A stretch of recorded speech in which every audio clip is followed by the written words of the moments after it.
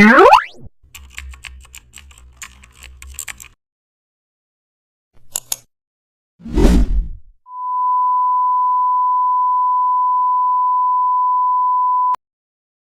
back to the channel. Don't forget to like, share and subscribe for more updates. Today we will design fully realistic cloud using dynamics. Select a soft cloud like brush, open brush setting and activate shape dynamics.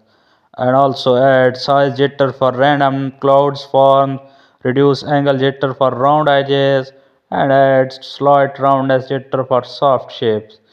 Begin painting clouds clustery softly, build the base structure first, and also add highlights using light pressure, deepen shadows using strong pressure, blend edges with soft scattered strokes, create multi-layered clouds form, and also adjust jitter setting as needed. Shape dynamics makes cloud feel alive